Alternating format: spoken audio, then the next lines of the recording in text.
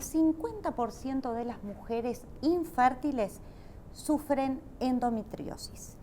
Para hablar del tema, como les decía en la presentación, ya me encuentro con la doctora Bernocchi. ¿Qué tal, Rita? Qué placer tenerte nuevamente aquí en Hablemos de Salud. Muchas gracias. ¿Cómo estás? Muy bien, contenta de que estés aquí. Bueno, mimando un poco a nuestros televidentes, te contaré, ya que hemos recibido muchos mensajes, inquietudes, más que nada referente a todos estos temas de infertilidad que tú has estado hablando en el programa. Y uno de ellos era sobre si las personas que tienen endometriosis realmente pueden tener un hijo o no. Pero para iniciar me gustaría que tú nos definieras qué es la endometriosis. Bien, la endometriosis es una enfermedad, aunque algunos dicen que es una entidad. El tejido que recubre por dentro el útero se llama endometrio. Solamente debería existir adentro del útero. Cuando ese tejido se implanta en los ovarios, en las trompas o en el peritoneo, eso se llama endometriosis. O sea, es la implantación del tejido endometrial fuera de su lugar habitual. Es una enfermedad que no se maligniza, tiene un porcentaje mínimo, pero hay quienes dicen que no es enfermedad, solamente lo consideran enfermedad cuando produce dolor o esterilidad. Doctora, ¿y cuál es el origen de esta enfermedad?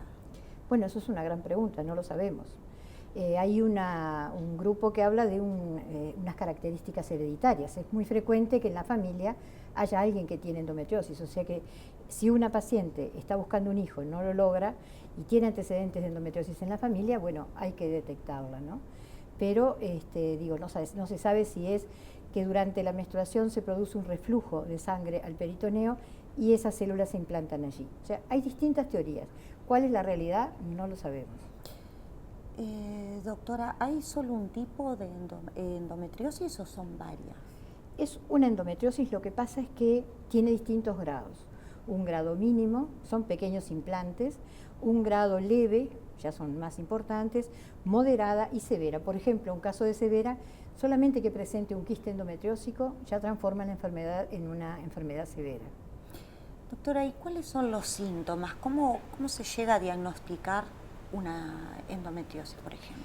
La única forma efectiva de diagnóstico es la laparoscopía, a menos que tenga un quiste endometriósico que se ve por ecografía. Pero ese tipo de estudios, no es común que nosotros vayamos vayamos a hacerlo o que el ginecólogo lo mande. Bueno, ahí tenemos algunos problemas con la gente que trabaja en adolescencia. Nosotros siempre decimos que cuando la chica adolescente tiene muchos dolores, muchos dolores invalidantes, porque muchas veces la endometriosis puede ser invalidante, hacer que la mujer durante los días menstruales tenga que hacer reposo, tenga que consultar en su mutualista, tenga que pedir analgésicos y no ceda con los tratamientos habituales, bueno, merecería un estudio por las dudas de si tiene una endometriosis. O sea que el síntoma más grande es el dolor. El síntoma más claro es el dolor, exacto. Y ese dolor puede ser muy importante en pacientes que empiezan días previos a la menstruación, durante la menstruación y algunos días después. Entonces están prácticamente 15 días en el mes con mucho dolor. Tienen que faltar al trabajo, no pueden ir a estudiar. Es un tema bastante invalidante. ¿Siempre hablamos de dolor abdominal o pueden estar mezclados los dolores de cabeza, la falta de ánimo? Bueno, en realidad la endometriosis puede provocar implantes. Si bien es una enfermedad benigna, puede comportarse como una enfermedad maligna y realizar implantes fuera de la cavidad peritoneal. Por ejemplo, en el cerebro, por ejemplo, en los músculos. Entonces, cuando la paciente siente dolores abdominales y siente también dolores a esos niveles de los implantes, que hay que detectarlos. Doctora, si hablamos de infertilidad, una paciente que tenga endometriosis, ¿es causal de infertilidad la endometriosis? Bueno, depende del grado que tenga. Por ejemplo, en un grado de endometriosis severa, con muchas adherencias, es posible que ese proceso adherencial dificulte su fertilidad. En los casos más leves, a veces se produce una alteración a nivel bioquímico en el líquido peritoneal que también puede afectar. Lo que sí nosotros notamos es que las pacientes con endometriosis tienen una calidad de los óvulos, por debajo de lo esperado para su edad. Así sea una mujer de 30 años, que esperamos óvulos de buena calidad, sin embargo, lo que vemos es que los óvulos están con una calidad por debajo de la esperada como normal para su edad. O sea que es posible un embarazo con una paciente que tenga endometriosis. Sí, claro. ¿Cómo sería el tratamiento? Y depende del grado, depende del factor masculino, o sea, si el esposo está bien o no está bien. A veces, cada medicación hormonal que nosotros le damos, hay que tener en cuenta que favorece también su endometriosis. Entonces hay que ser muy cauto con respecto a esto.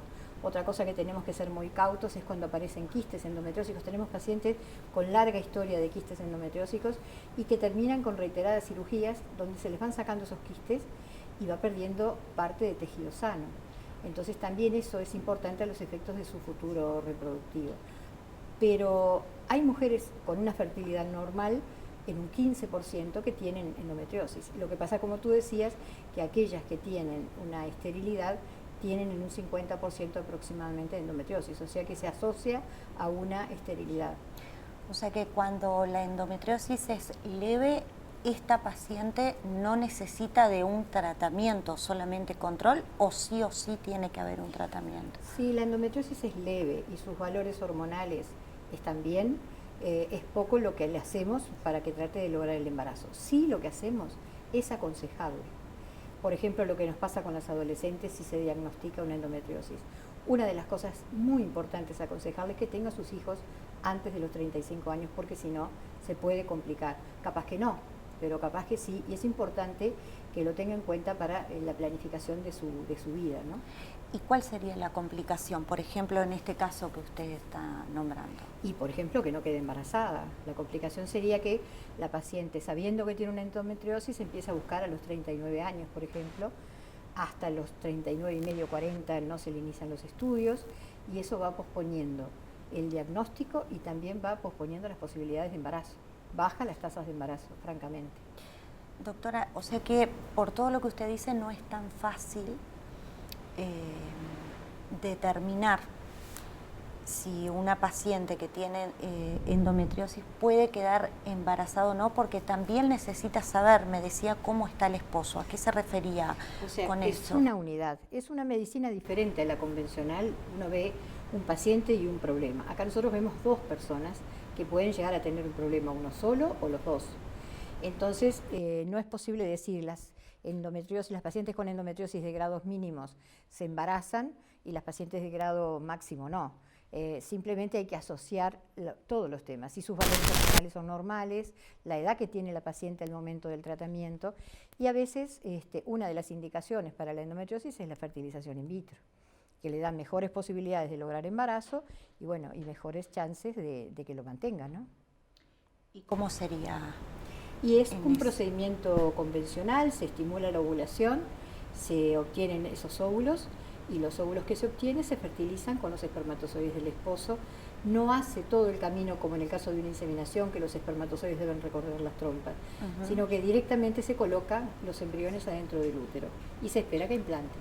¿Y esa paciente tiene algún cuidado en especial, ya sea por fertilización o no, por haber quedado embarazada normal? No, una vez que se embaraza va a tener un embarazo normal, salvo que se asociara con quistes endometriósicos que aumentan mucho el volumen de los ovarios, que pueden provocar torsión. Si no, es un embarazo normal. Siempre uno igual hace un cuidado distinto en aquella paciente que tuvo una esterilidad previa, porque lo llamamos súper valioso. Todos los hijos son súper valiosos, pero en realidad en estos casos uno trata de cuidarlas más, de dar mayor aporte de progesterona para tratar de evitar implantes, y muchas veces esas pacientes, después de completar un embarazo, mejoran, porque durante todo ese tiempo no se estimularon esos focos endometriósicos, entonces la paciente tiende a mejorar su grado de endometriosis. Doctora, ¿podemos tener endometriosis y no saberlo? Por ejemplo, ¿podemos no tener dolor? Sí. Y enterarnos por algún procedimiento o algún control que tenemos endometriosis.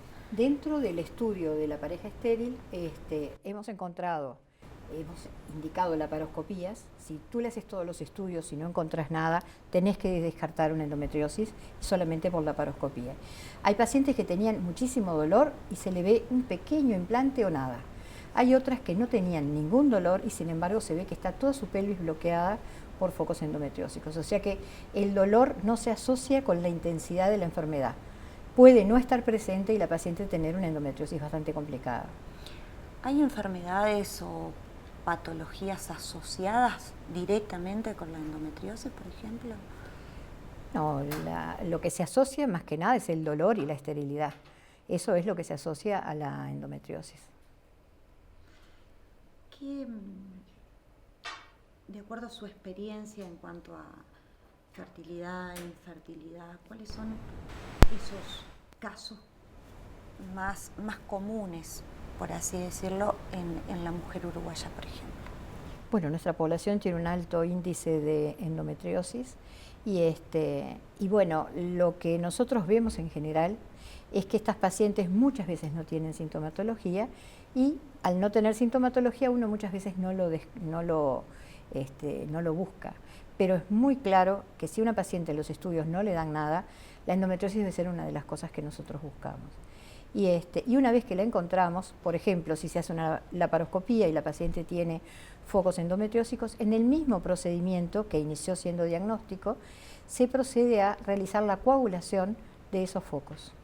Y muchas veces, según el grado de endometriosis, se complementa con tratamiento médico que puede ser por 3 o por 6 meses. Una vez que la paciente completa esa etapa de tratamiento, es muy importante que logre el embarazo durante su primer año, porque ahí es cuando tiene mejores posibilidades, porque la endometriosis tiende a volver. Como te decía, es una enfermedad benigna, pero a pesar de eso, en su comportamiento como maligna, tiende a volver. Entonces hay que tratar de que se embarace durante el primer año que terminó su tratamiento. Perfecto. Doctora, para cerrar el informe, ¿qué les puede decir a los televidentes? ¿Qué consejo referente a endometriosis, a infertilidad, que era la inquietud que más tenía?